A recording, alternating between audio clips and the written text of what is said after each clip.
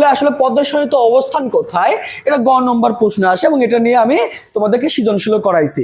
তো এটার নিয়ম কয়টা, যে তোমার গ্রুপ এবং পর্যায় কত নম্বর হবে, নিয়ম আমি তোমার বইয়ে দেওয়া আছে 3টা না কয়টা দেওয়া আছে, তোমার বইয়ে 3টা দেওয়া আছে, কিন্তু আমরা এখানে শিখবো কয়টা নিয়ম, 4টা নিয়ম শিখবো।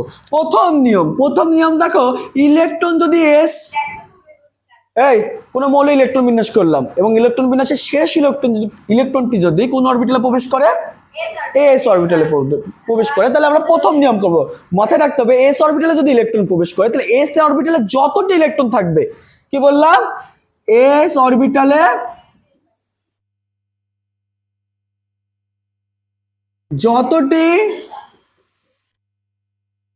ইলেকট্রন থাকবে সেই সংখ্যাই হলো ওই মৌলের কি সংখ্যা, গ্রুপ সংখ্যা। আমরা যদি কোন মৌলে ইলেকট্রন বিন্যাস করে শেষ ইলেকট্রনটি কোথায় প্রবেশ করে, পিতে প্রবেশ করে, শেষ ইলেকট্রনটি এবার কোথায় প্রবেশ করলো, পিতে প্রবেশ করলো, তাহলে তার গ্রুপ সংখ্যা নির্ণয় সূত্র কি হলো, S plus P plus 10, S plus P plus 10। Next হলো 3 নম্বর সূত্র, কোন মৌলের শেষ ইলেকট্রনটি কোথায় প্রবেশ করলো, ডিতে প্রবেশ করলো, ডিতে প্রবেশ করলে মাথায় রাখবা এস অরবিটাল এবং ডি অরবিটাল, তার মানে তার কাছাকাছি যে এস অরবিটালটা থাকবে সেই এস অরবিটালের ইলেকট্রন এবং ডি অরবিটালের ইলেকট্রনের যোগফলে হবে তার কি সংখ্যা, গ্রুপ সংখ্যা। আর কোন মৌলের, মাথায় রাখো, কোন মৌলের যদি ইলেকট্রন এফ অরবিটালে, শেষ ইলেকট্রন এফ অরবিটালে প্রবেশ করে, তাহলে চোখ বন্ধ করে এটা কত নম্বর গ্রুপে, পর্যায় নির্ণয় করা শিখবা। একটা মৌলে মনে করো ইলেকট্রন বিন্যাস করলাম সোডিয়াম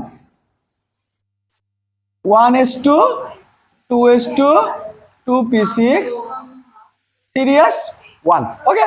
এই এবার আমাকে বলো এর গ্রুপ সংখ্যা কত, দেখো তো এটা কোন সূত্রে পড়ে যায়, 1 নম্বর সূত্রে পড়ে যায়, কারণ এর লাস্ট ইলেকট্রনটি কোন অরবিটালে প্রবেশ করছে, এস অরবিটালে, তাহলে গ্রুপ সংখ্যা কত হবে, দেখো এস এ কয়টা ইলেকট্রন আছে, 1টি, তার মানে গ্রুপ সংখ্যা কত, 1, ওকে।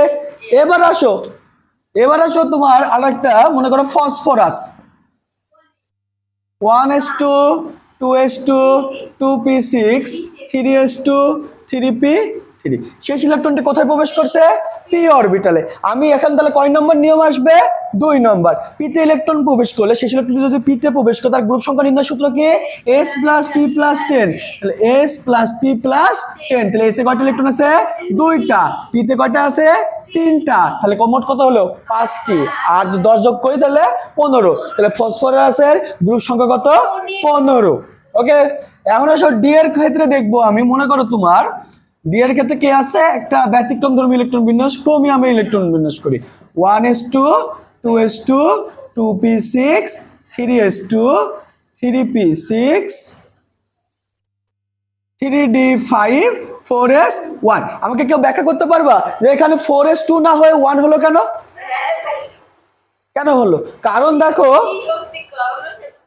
কোন মৌলের ইলেকট্রন বিন্যাসে অরবিটাল সমূহ পূর্ণ বা অর্ধপূর্ণ অবস্থায় অধিক স্থিতিশীল, যদি এখানে 2টা হতো এখানে 4টা হইতো, তাহলে ওই ইলেকট্রন বিন্যাসটা চাইতে এই ইলেকট্রন বিন্যাসটা কি হয়েছে, অধিক স্থিতিশীল হয়েছে, সেজন্য 4s2 3d4 হওয়ার থেকে এখানে কি হয়েছে 4s1 3d5।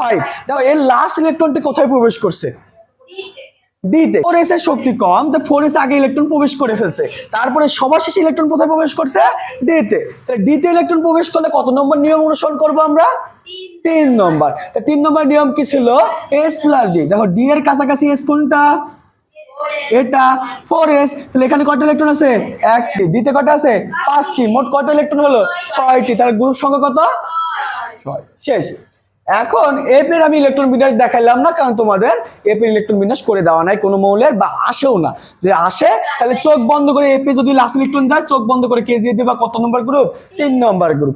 এখন আসো আমরা তো গ্রুপ নির্ণয় করা শিখলাম, তাই না, এখন আমাদেরকে তো পর্যায় নির্ণয় করাও শেখা লাগবে। মাথায় রাখো এই যে সামনের যে সংখ্যাগুলোকে আছে, যে সামনের যে সংখ্যাগুলো দেখছো 1 2 3, এই সংখ্যাগুলোকে বলা হয় প্রধান কোয়ান্টাম সংখ্যা, প্রধান কোয়ান্টাম সংখ্যা। এই যে প্রধান কোয়ান্টাম সংখ্যার মধ্যে যেটা সবচেয়ে বড় সংখ্যা, কি বললাম, প্রধান কোয়ান্টাম সংখ্যার মধ্যে যেটা সবচেয়ে বড় সংখ্যা ওই সংখ্যাটি হবে ওর পর্যায় সংখ্যা। দেখো তো 1 নম্বর সোডিয়ামের ক্ষেত্রে সবচেয়ে বড় কোয়ান্টাম সংখ্যা কোনটা, প্রধান কোয়ান্টাম সংখ্যা 3, তাহলে এর পর্যায় কত, 3। এবার দেখো ফসফরাসের ক্ষেত্রে কত, 3, তাহলে পর্যায় কত, 3। এবার দেখো ক্রোমিয়ামের ক্ষেত্রে বড় সংখ্যা কত 4, তাহলে পর্যায় কত 4। তাহলে আমরা গ্রুপ এবং পর্যায় নির্ণয় শিখে গেলাম, তাই না?